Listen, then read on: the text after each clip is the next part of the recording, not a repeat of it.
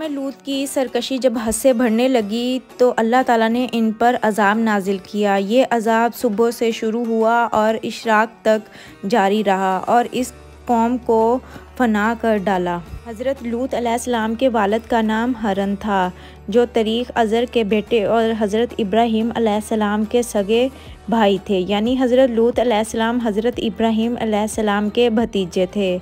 आप हज़रत इब्राहीम अलैहिस्सलाम पर सबसे पहले ईमान लाने वालों में शामिल हैं। नेज़ आप अलैहिस्सलाम हज़रत इब्राहीम अलैहिस्सलाम ही के ज़माने में अहले सदूम की रहनुमाई के लिए नबूवत की मनसब पर फाइज़ हुए। वालिद हारन के इंतकाल के बाद हज़रत लूत अलैहिस्सलाम अपने चचा हज़रत इब्राहीम अलैहिस्सलाम के साथ बाबल में मुक़ीम रहे और फिर एक अरसे बाद सदूम नामी शहर में आबाद हो गए।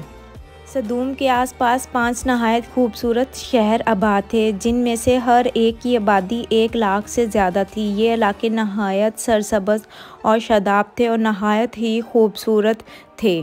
जिस दौर में भी जो भी कौम आई, जब कोई कौमें अल्लाह की दी हुई नेमतों का शुक्र अदा करने की बजाय गुरूर व तकब्बुर और बुरी आदत में मुब्तला हो जाए तो ऐसे लोगों के दिलों में दिमागों पर शैतान काबिज़ हो जाता है और फिर यही हुआ कि इब्लीस के नक्शे कदम पर चलने लगते हैं। एक दिन यही हुआ कौम लूत के साथ कि एक दिन बस्ती के लोग बाहर बैठे हुए थे और बाहर से आने वालों को रोकने का तरीक़ेकार पर गौर व फ़िक्र कर रहे थे कि इतने में इब्लीस एक बुज़ुर्ग की शक्ल में उनकी महफ़िल में आया और ये नहायत ही खूबसूरत शख्स था और ये इब्लीस था और कहने लगा, अगर तुम इनसे पीछा छुड़ाना चाहते हो तो मेरे कहने पर अमल करो, जल्द ही इनसे पीछा छूट जाएगा। अजनबी बुज़ुर्ग की ये बात सबने नहायत तवज्जो से सुनी और तरीक़ा बताने पर इसरार किया। इब्लीस ने कहा कि कल बताऊँगा। दूसरे दिन वो एक खूबसूरत नौउम्र लड़के के भेस में आया और उन्हें अपनी औरतों की बजाय मर्दों के साथ फ़ैले बद करना सिखाया। इस तरह इब्लीस के कहने पर इस बदकारी की मौजूदगी यहीं से शुरू होती है। इन्होंने शैतान की इमा पर एक ऐसा गुनाह ईजाद किया जिसका ना कोई वजूद था ना कोई अमल था आज से पहले की कौमों में, जिसका औलादे आदम में इससे पहले किसी को ख्याल तक न आया। वो ख्याल एक इब्लीस ने इस कौम के दिमाग में डाल दिया। यही वो वक्त था कि जब अल्लाह ताला ने हज़रत लूत अलैहिस्सलाम को नबी बनाकर इस कौम की सलाह के लिए भेजा। हज़रत लूत अलैहिस्सलाम ने इनको तौहीद की दावत दी और बेहुदा हरकत से मना भी फरमाया। कुरान करीम में इरशाद बारी ताला है, लूत को याद करो जब उन्होंने अपनी कौम से कहा कि तुम बेहयाई के काम क्यों करते हो? क्या तुम औरतों को छोड़कर लज्जत हासिल करने के लिए मर्दों की तरफ माइल होते हो? हकीकत ये है कि तुम अहमक लोग हो। सूरत अल-नमल आयत नंबर 54-55 में अरशाद बारी ताला है, हज़रत लूत अलैहिस्सलाम अपनी कौम की आदत बद की वजह से बड़े फ़िक्रमंद रहते और दिन रात उन्हें सलाह व तबलीग करते रहते, लेकिन कौम लूत इस बुराई को छोड़ने पर आमादा ना थी, बल्कि वो भी हज़रत लूत अलैहिस्सलाम के मुखालिफ हो गए।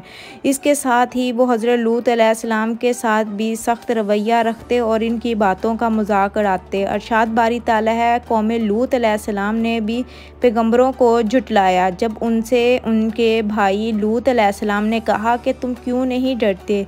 मैं तो तुम्हारा अमानतदार पैगंबर हूँ, तो अल्लाह से डरो और मेरा कहना मानो। मैं तुमसे इस काम का बदला नहीं मांगता, मेरा बदला अल्लाह रब्बिल आलमीन के ज़िम्मे है। क्या तुम अहले इल्म में से लड़कों पर माइल होते हो और तुम्हारे परवरदिगार ने जो तुम्हारे लिए तुम्हारी बीवियां पैदा की हैं इनको छोड़ देते हो? हकीकत यह है कि तुम हद से निकल जाने वाले हो।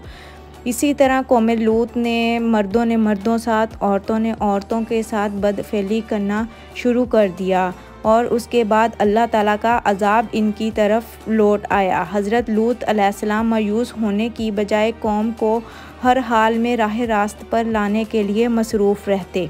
इसके बाद कौम लूत ने बोला कि अगर तुम्हारा खुदा है तो तुम हम पर अज़ाब नाजिल करवा दो। तो कौम लूत इस अज़ाब की मुस्तहिक हो गई। हज़रत लूत अलैहिस्सलाम ने अल्लाह ताला से इल्तिजा की कि या अल्लाह इस कौम को अज़ाब का शिकार बना, ये मेरे कहने पर राह रास्त पर नहीं आ रहे और तेरी अतात गुज़ार नहीं हो रहे, तेरी पैरवी नहीं कर रहे। तो इन्होंने नहायत ही बेबसी के आलम में अल्लाह अज़्ज़ व जल के सामने हाथ फैला दिए और दुआ की, ए मेरे परवरदिगार, इन मसफ़त लोगों के मुकाबले में मेरी नुसरत फरमा। हज़रत इब्राहीम अलैहिस्सलाम के घर में अल्लाह ताला ने फ़रिश्ते नाजिल फ़रमाए और अल्लाह ताला ने नबी की दुआ कबूल फ़रमाई और अपने ख़ास फ़रिश्तों को दुनिया की तरफ रवाना कर दिया। ये फ़रिश्ते पहले हज़रत इब्राहीम अलैहिस्सलाम के पास इंसानी शक्ल में तशरीफ़ लाए। अल्लाह ताला ने सूरतुल ज़ारियात में इस वाक़े को बयान फरमाया है। इन आयत की तफसीर कुछ यूँ है कि जब वो फ़रिश्ते उनके पास आए तो सलाम किया, उन्होंने भी जवाब में सलाम कहा। हज़रत इब्राहीम अलैहिस्सलाम ने देखा कि ये तो आन जान लोग हैं, तो इन्होंने मेहमान नवाजी के तकाज़ों के पेश नज़र इन्हें इज़्ज़त व एहतराम से बिठाया। फिर इनके लिए घर से एक भुना हुआ मोटा बछड़ा लाए और खाने के लिए उनके आगे रख दिया, लेकिन उन्होंने खाने को हाथ नहीं लगाया, जिस पर हज़रत इब्राहीम अलैहिस्सलाम ने इनसे इस्तफ़सार किया कि वो खाना क्यों नहीं खाते। इस मौके पर हज़रत इब्राहीम अलैहिस्सलाम के दिल में कुछ खौफ भी पैदा हुआ।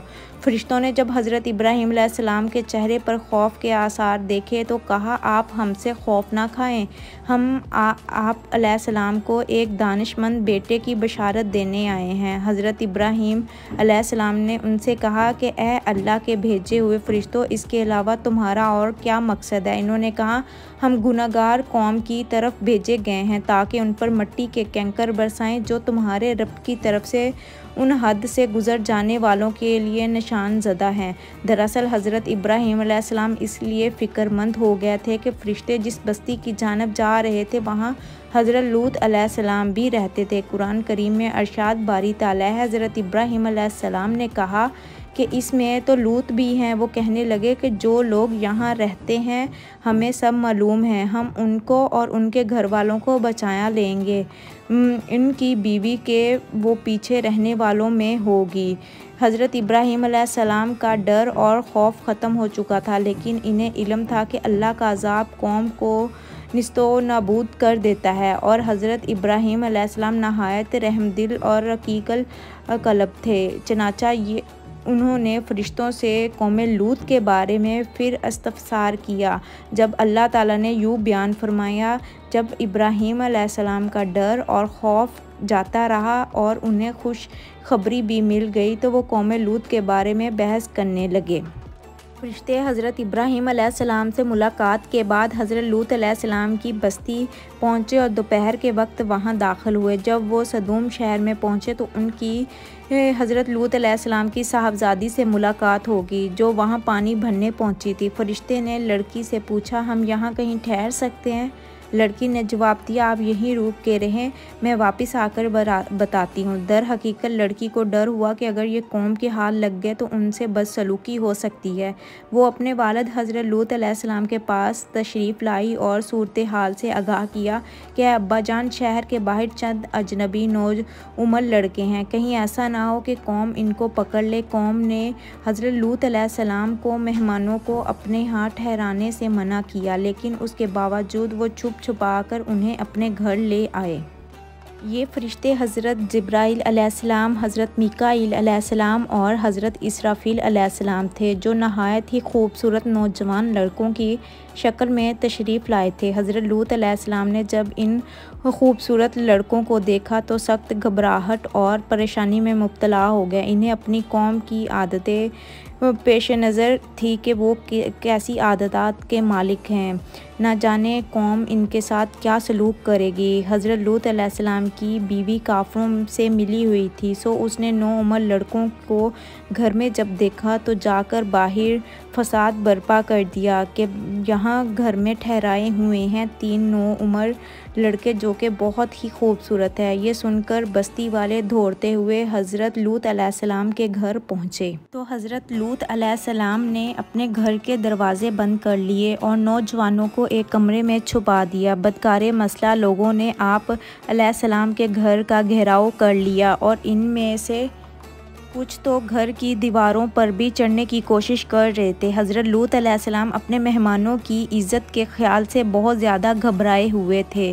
फरिश्ते ये सब मंज़र देख रहे थे। जब उन्होंने हज़रत लूत अलैहिस्सलाम को परेशान देखा तो सारा आलम खोल दिया और हकीकत बता दी कि हम तुम्हारे रब से की तरफ से भेजे हुए फरिश्ते हैं। ये लोग हरगिज़ तुम तक नहीं पहुंच सकेंगे। कुछ रात बाकी रहे तो अपने घर वालों को लेकर चल दो।